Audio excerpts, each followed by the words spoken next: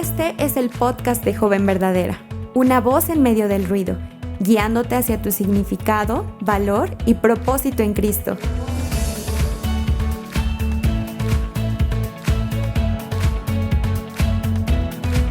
Hola a todas, espero que estén súper bien. Les doy la bienvenida a otro episodio del podcast Joven Verdadera. Hoy les habla Lana y estoy muy contenta de estar aquí con ustedes. Especialmente emocionada porque hoy iniciaremos a ver un nuevo postulado del manifiesto Mujer Verdadera. Pero, antes de compartirlo, quiero darle la bienvenida a Susi, quien nos acompaña el día de hoy. Hola Susi, ¿cómo estás? Hola Lana, muy bien, mucho gusto conocerte, no te había conocido y para mí es un gusto otra vez después de un buen tiempo estar con las escuchas también de Joven Verdadera. Y tengo que confesar que habiendo recientemente cumplido mis 50 años de edad, creo que estoy en el podcast equivocado. Pero bueno, quizás no, ¿verdad? Porque estoy agradecida por las mujeres jóvenes de mi iglesia con quienes yo puedo tratar muy seguido, ¿verdad? Y entonces también estoy encantada de estar en el podcast Joven Verdadera. No, claro, nos encanta que estés aquí también porque, exacto, las chicas jóvenes aprendemos de la sabiduría y de todas las experiencias que ustedes han vivido.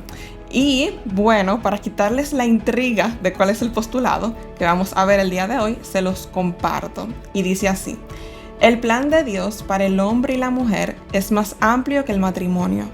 Todas las mujeres, casadas o solteras, deben modelar la feminidad en sus varias relaciones, exhibiendo una modestia distintiva, sensibilidad y gentileza de espíritu.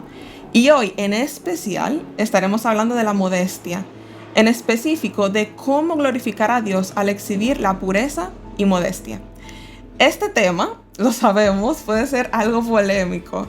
Hay muchas opiniones, dudas y hasta incomodidad cuando lo mencionamos. Pero hoy queremos mirarlo desde una perspectiva más profunda, más centrada en el corazón. Y con esto te traigo mi primera pregunta, Susi, que dice así: en un mundo donde la pureza y la modestia parecen anticuadas o incluso motivo de burla, ¿cómo ha sido para ti vivir con convicciones distintas? ¿Qué ha sostenido tu corazón a lo largo del tiempo, especialmente en medio de tanta presión social? Es muy buena pregunta y creo que sí es bueno hablar desde nuestras experiencias porque hay una tendencia de pensar, yo lo pensaba cuando estaba más joven, hay una tendencia de pensar que hay algo diferente con el que yo estoy batallando que mi mamá o mi abuela o las mujeres de antes no batallaban tanto. Pero la verdad es que el mundo siempre se ha opuesto a la pureza y la modestia bíblica, ¿verdad? Quizás la forma externa ha variado a lo largo de los siglos, pero el mundo siempre se ha opuesto a formas bíblicas de vivir. Y eso es muy bueno que las jóvenes de hoy lo entiendan, que no están viviendo nada que yo no viví como joven hace 35 años o lo que tú quieras decir. Entonces, eso primero quería decir eso. No estás luchando con algo que otras mujeres no han luchado, entonces las mujeres mayores sí te pueden acompañar y te pueden ayudar en esto. Pero yo también estaba pensando en mi propia experiencia y es que yo sí tengo a un papá que me hablaba de joven, me hablaba acerca de la modestia y la pureza, me hablaba acerca de los hombres, como Dios creó a los hombres diferente a las mujeres y me llamaba a servir a mis hermanos, a servir a otros al vestirme de manera modesta. Entonces yo creo que eso es clave y yo sé que muchas chicas no tienen padres que les ayuden de esa forma, ¿verdad? Pero en mi experiencia, desde mi niñez y mi juventud, gracias a Dios tuve ese fundamento y entonces lo que me sostiene realmente es esa comunión íntima con Dios que satisface los anhelos que uno muchas veces busca. La presión social viene siendo, o sea, tiene poder sobre nosotras. ¿Por qué? Porque necesitamos aprobación, necesitamos que alguien nos acepte. Pero cuando buscamos nuestra comunión con Dios y nuestra satisfacción en Dios, entonces, pues eso ya, el poder de la presión social pierde esa fuerza, ¿no? Sí, sí, wow, es cierto todo lo que dices. O sea, si estamos centradas en Cristo, eso de la presión social pierde, o sea, pierde su valor, del valor que nosotras mismas le estamos. Pero incluso cuando hablamos de modestia y queremos glorificar al Señor, es fácil reducirlo a una lista de reglas. O sea, este pantalón Ujú. sí, este no, este es aceptable, una falda corta no, larga sí, pero sabemos que el corazón de la modestia va mucho más allá de la ropa. Así ¿Cómo es. fue ese proceso para ti? O sea, ¿cómo pasaste de ver la modestia como un conjunto de reglas a entenderla como una forma de glorificar a Dios y amar a los demás en lo cotidiano? Ujú. Es muy buena pregunta porque esa tendencia de ver cosas que la Biblia dice como una lista de reglas, no solamente nos sucede en cuanto a la modestia. O sea, yo creo que una de Cierto. las claves es que tengo que Mm, mirar la Biblia y no verla como una lista de reglas en general. Eso sería mi sí. primera sugerencia. Recuerda que cuando tú ves la Biblia solamente como una lista de reglas, la palabra pierde poder en tu vida porque eso no es el diseño de la palabra, no es la razón de existir de la palabra de Dios. Entonces, cuando tú ves los pasajes de la Biblia, como 1 Timoteo 2 y 1 de Pedro 3, donde habla de modestia, de vestimenta, de este tipo de cosas, tú tienes que ver el contexto alrededor de esos pasajes. Y eso fue lo que para mí realmente me impactó. Cuando yo comencé a entender, por ejemplo, que en 1 de Pedro 2 el contexto es la vida en la iglesia y en particular la oración. O sea, cuando Pablo le dice a Timoteo que en su iglesia debe haber cierto sentir alrededor de la reunión de oración, ahí en ese contexto es donde habla de la modestia de la mujer. Eso a mí me impactó. Y otro que me impactó mucho es 1 de Pedro. O sea, la carta de 1 de Pedro está escrita a personas que tuvieron que mudarse de sus casas, ser dispersados, y que Pedro les está animando a vivir a la luz de su esperanza eterna. Y en ese contexto les dice que tal como Cristo sufrió, nosotros podemos sufrir, y que una de las maneras en que una mujer puede glorificar a Dios en su hogar primero, delante de un esposo incluso inconverso, es cuidar su adorno interno, o sea, Ujú, un sí. espíritu afable y apacible que debe resultar en un adorno externo que no llama la atención, que no es lujoso y ostentoso y todas esas palabras grandes que se Mm. usan ahí en 1 de Pedro 3, ¿no? O sea, Sí. el punto aquí es que ese llamado a la modestia realmente tiene un contexto de amar y servir a otros y querer glorificar a Dios más que a mí. Entonces eso a mí me llevó a desarrollar mi propia definición de modestia. Y yo Oh. llegué a la conclusión Mm. que la modestia es la misma humildad generosa que todo creyente debe vivir como respuesta al Evangelio. Y que esa Wow. Mm. humildad generosa se expresa en la manera en que yo me visto, me arreglo, me porto, hablo, todo, todo. Pero Mm. tiene que nacer de un corazón humilde cuyo propósito de vida es glorificar a Dios y mostrar la realidad del Evangelio. Eso es lo que me evita que yo lo vea como reglas pesadas y que yo también critique a otras que no se visten exactamente como yo, ¿verdad? Esas son Sí. algunas ideas que me han ayudado a mí. Wow, me encanta todo lo que has dicho, incluso esa definición de modestia, o sea, es cierto. La modestia tiene, o sea, tiene que ver con la humildad de tu corazón y de cómo tú estás dispuesta a agradar al Señor en cada área de tu vida. Y también, o sea, me llega a la mente como si una chica te dijera, mira, Susi, yo quiero vivir de una forma que honre a Dios, pero me siento rara o diferente por cómo me visto, cómo actúo, porque Mm, obviamente va a ser diferente a como todo ujú, el mundo lo hace. O sea, ¿qué le exacto. responderías desde tu experiencia? Sí, sí, sí. Y esta es la experiencia común del creyente, Alana. O Mm, sea, las jóvenes cristianas que tienen que vestir de una manera diferente a sus amigas no son las únicas que se sienten raras, ¿verdad? O sea, hay que acostumbrarse como creyente a andar. La Biblia dice que somos peregrinos y extranjeros en esta tierra. Entonces, yo primero, si, por ejemplo, una chica en mi iglesia, y sí me han hecho comentarios y preguntas parecidas, ¿verdad?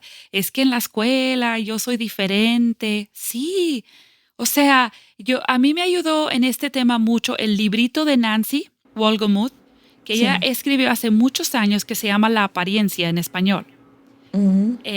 Entonces ella ahí habla de este concepto de ser extranjeros y peregrinos.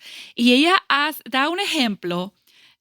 La verdad, tiene muchos años que lo he leído, se me quedó pegado, pero es posible que yo pueda citar el ejemplo un poco diferente a lo que ella lo escribió. Está bien. Pero el punto principal de su ilustración era, imagínate que tú estás en un aeropuerto, vamos a decir Nueva York o aquí, Ciudad de México, estás en un aeropuerto grande y pasa un grupo de personas que obviamente, evidentemente son personas de China.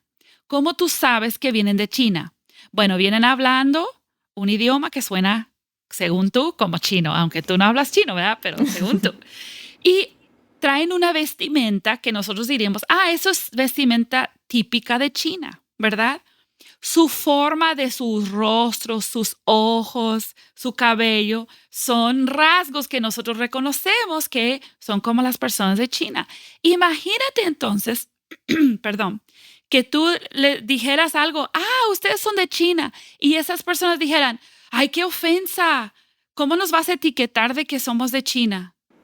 Claro que no, porque cuando tú eres de un país, tú eres orgulloso de ser de ese país y tú tienes evidencias marcadas de que tú eres de ahí, ¿verdad? Sí. Entonces, Ujú. si alguien, por ejemplo, es mexicana, pero no quiere decir que es mexicana, no se quiere poner la blusa típica de México el 16 de septiembre y no quiere cantar el himno nacional, sus compatriotas dirían, ¿qué te pasa? Eres mexicana. ¿Por qué no quieres mostrar que eres mexicana? Bueno, aquí esto aplica a nosotras que somos extranjeras. Sí. Somos de otro reino y esto es algo que enseña Nancy en ese librito. Tú eres de otro reino, hermanita. Tú no eres de aquí, entonces no debe ser raro. De hecho, te debes sentir rara en este mundo. Sí. Vas a la escuela o a la universidad o al trabajo y no te ves igual, no hablas igual, no piensas igual. Eso es normal, ¿verdad? Ujú. Entonces, una de las maneras que nosotras mostramos el evangelio y vivimos para poder incluso evangelizar es que sí somos diferentes. Entonces, yo me compadezco mucho de ese sentir raro de que no soy como los demás y se burlan de mí. Bien, o sea, entiendo que eso es muy difícil. Cuídate que no se burlen de ti porque eres juzgona y criticona. Pero si se burlan de ti porque tú estás mostrando la gracia de Dios en tu vida, cómo te ha transformado en tu vestimenta, en tu hablar, en las series y las películas que ves y no ves, todo eso que puede provocar que ellos se burlen de ti, agradécele a Dios el privilegio de vivir como ciudadana del reino, en el reino de oscuridad. Y Sí. pídele que te permita ser luz y acércate a otras personas que sí pueden apoyarte y que sí piensan como tú, porque eso también te va Ujú. a ayudar. Claro, claro, y de eso se trata nuestra última pregunta. O sea, sabemos que crecer en pureza y modestia no es un camino que se recorre sola, o sea, por eso estamos hablando de esto. Dios nos ha dado una comunidad precisamente para eso, para animarnos, corregirnos en amor y caminar juntas hacia Él. ¿Y qué papel ha jugado tu iglesia local en ese proceso en tu vida? Y desde tu experiencia, ¿cómo crees que podemos crear esos espacios llenos de verdad y gracia dentro de la iglesia para discipular a las más jóvenes en este tipo de temas?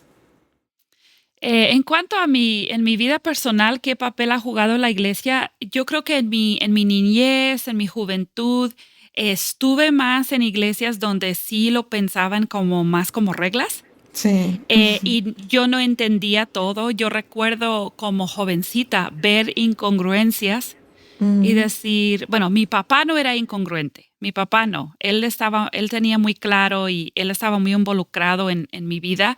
Pero yo veía, por ejemplo, en la iglesia o en la escuela cristiana donde yo estuve de niña, o después como entre algunos jóvenes, personas en las iglesias que a veces son incongruentes. O sea, hay lugares, por ejemplo, no, pantalón no, pero las faldas se van más y más cortas, ¿verdad? Y, o sea, uno como jovencita a veces ve incongruencias.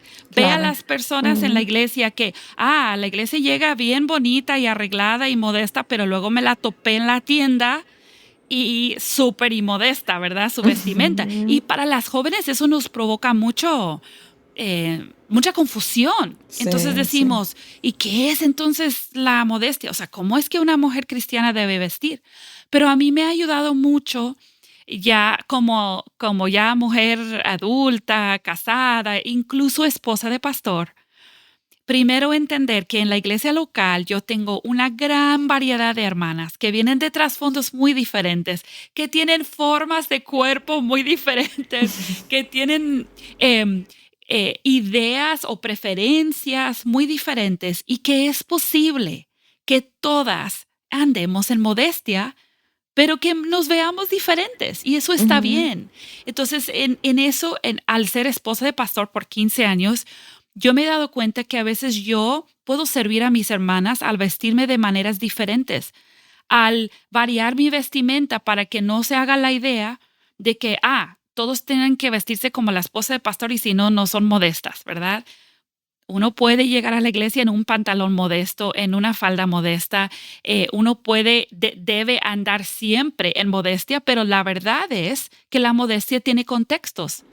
Entonces, en la iglesia local podemos ayudarnos y yo no sé si hay hermanas también maduras que escuchan este podcast, pero yo las animaría también a que cuiden mucho de no juzgar a las jóvenes, de acercarse a las jóvenes. Y tú, joven que estás escuchando, acércate a alguna hermana, a tus hermanas en Cristo que son mayores. Y yo digo, pues si tienes 13 o 15, a lo mejor esa hermana mayor es una mujer madura, pero de 21, ¿verdad? No tiene que ser una abuelita. Todas de diferentes edades nos podemos ayudar, nos podemos apoyar. Y yo creo que lo que tenemos que dejar es la crítica y dejar de juzgarnos, compararnos. El punto no es cierto estilo. El punto es ayudarnos y animarnos a vivir en humildad. Entonces yo a ti, joven, te pregunto, tú cuando vas a la iglesia, tú puedes decir, como en el contexto de 1 Timoteo 2, que tú vas con la intención de edificar a tus hermanos en la adoración y en la oración. Entonces tú no vas a ponerte nada, ni moverte, ni hablar de una manera que llame la atención a ti, sino que tú te quieres presentar, actuar, vestir de una manera que apunte a Cristo. Entonces, si tú puedes de todo corazón decir, esa es mi intención, tú te vas a mirar en el espejo el domingo en la mañana y tú te vas a preguntar, ¿me estoy llamando la atención a mí o estoy apuntando a Cristo? Pero eso no solo aplica en la iglesia. Creo que el contexto de la iglesia es muy especial y sí debe aplicar, pero cuando tú vas a ir a la escuela o al trabajo, te puedes mirar al espejo y preguntarte, ¿estoy vestida como extranjera en este lugar, en este mundo, con la intención de apuntar a Cristo, no llamar la atención a mí? Y esto nos podemos animar en la iglesia local, nos podemos ayudar en la comunidad. Entonces, a lo mejor tú debes acercarte a una mujer de la iglesia y decirle, ¿me puedes decir si usted o tú, dependiendo de tu país, ¿verdad? ¿Crees que estoy vestida de una manera inmodesta? Y eso, entonces, abrimos conversaciones, nos abrimos a que nos puedan ayudar y eso es humildad. Y la humildad es lo que queremos fomentar. Wow, me encanta. De verdad, muchísimas gracias por este tiempo, Susi. Fue una conversación muy necesaria y edificante. Y creo que va a ayudar a muchas chicas. Me ha ayudado a mí a escucharte todo lo que has compartido. No, gracias por la oportunidad. Te lo agradezco. Pero no podemos terminar antes sin mencionar nuestro momento de la verdad, como siempre hacemos.